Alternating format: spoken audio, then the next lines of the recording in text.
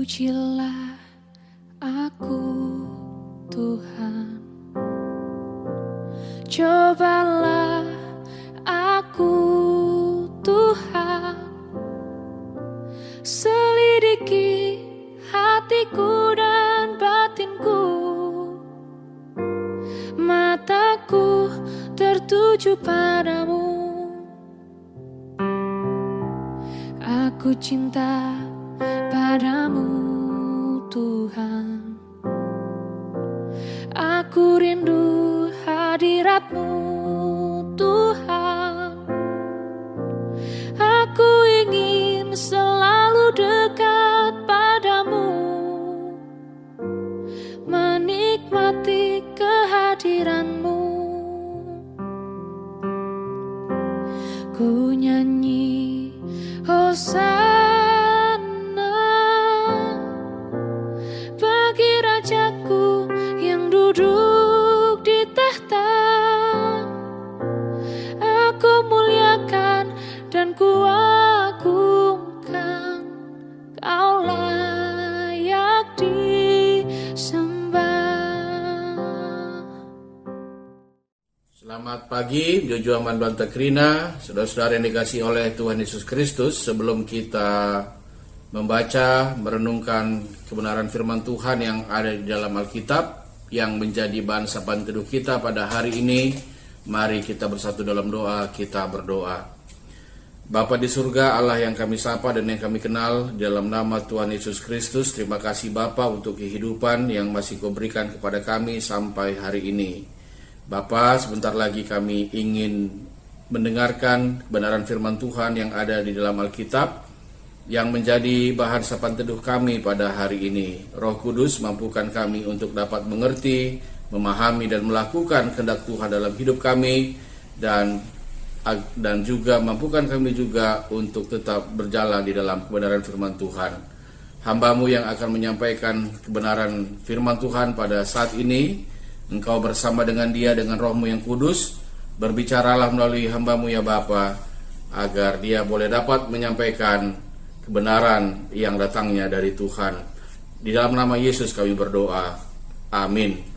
Saudara-saudara yang dikasihi oleh Tuhan Yesus Kristus, firman Tuhan yang menjadi bahan sapaan teduh kita pada pagi hari ini diambil dari kitab Yesaya pasal 60 ayat 10, berbunyi demikian. Orang-orang asing akan membangun tembok-Mu, dan raja-raja mereka akan melayani Engkau. Sebab dalam murkaku, aku telah menghajar Engkau, namun aku telah berkenan untuk mengasihani Engkau. Saudara-saudara yang dikasihi oleh Tuhan Yesus Kristus, mendengar kata hajaran pasti terbayang di benak kita suatu pukulan bertubi-tubi untuk melampiaskan amarah yang sedang memuncak, yang menimbulkan rasa sakit yang mendalam. Tindakan menghajar ini, saudara, biasanya dilakukan oleh seseorang yang menaruh dendam atau kebencian terhadap orang lain. Tetapi dalam kekristenan, pandangan seperti itu tidaklah demikian.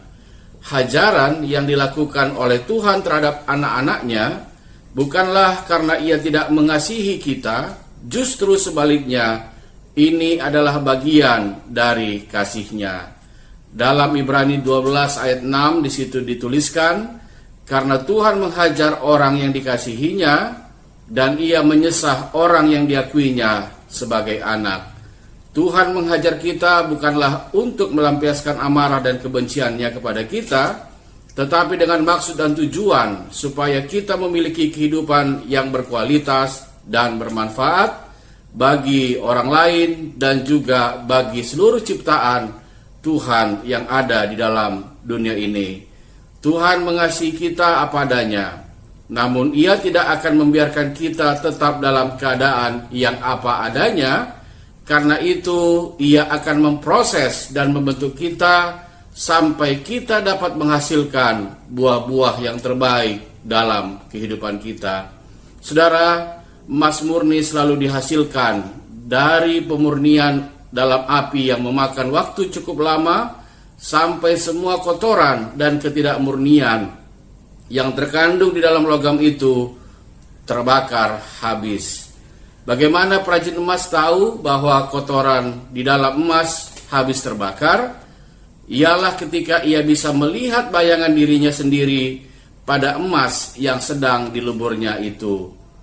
Ajaran Tuhan terhadap anak-anaknya hanyalah untuk memurnikan kita. Seperti yang dicatatkan di dalam Galatia 4 ayat 19, sampai rupa Kristus menjadi nyata di dalam kamu.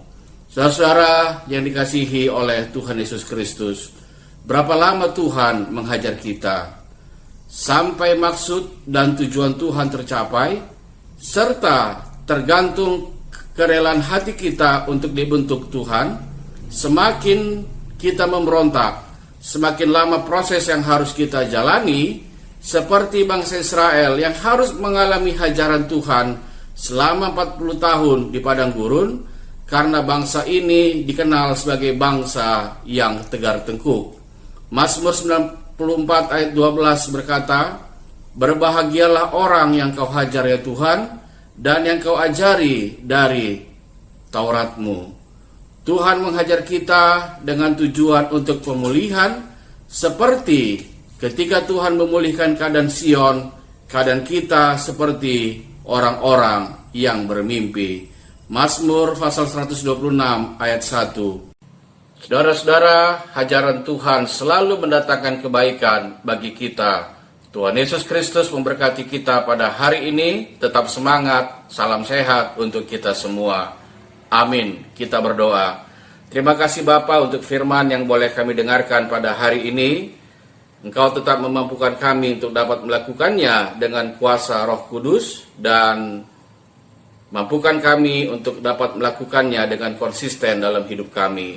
Bapa di surga, kami juga ingin mendoakan untuk pelayanan yang dilakukan di GBKP Runggun Cilengsi.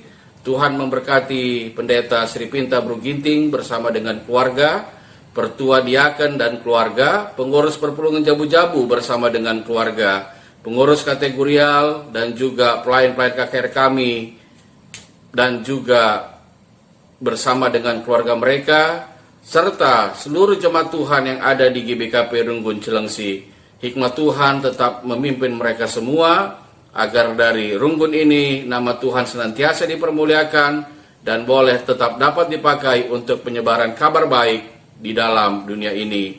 Bapa di surga, sertai kami dalam melewati hari ini, di tengah-tengah menaiknya kasus COVID-19 di Indonesia, tetapi kami percaya bahwa tangan Tuhan tetap bersama dengan kami. Beri Tuhan kami tetap hikmat kebijaksanaan, agar kami tetap dapat patuh terhadap protokol kesehatan yang dianjurkan oleh pemerintah kami, agar kami boleh dapat bersama-sama menjaga diri kami dan juga menjaga sesama kami. Terima kasih Bapa, kami berdoa di dalam nama Putra-Mu yang tunggal, Tuhan Yesus Kristus, yang telah mengajar kita berdoa. Bapa kami yang di sorga, dikuduskanlah nama-Mu, datanglah kerajaan-Mu, jadilah kehendak-Mu di bumi seperti di surga. Berikanlah kami pada hari ini makanan kami yang secukupnya, dan ampunilah kami akan kesalahan kami, seperti kami juga mengampuni orang yang bersalah kepada kami.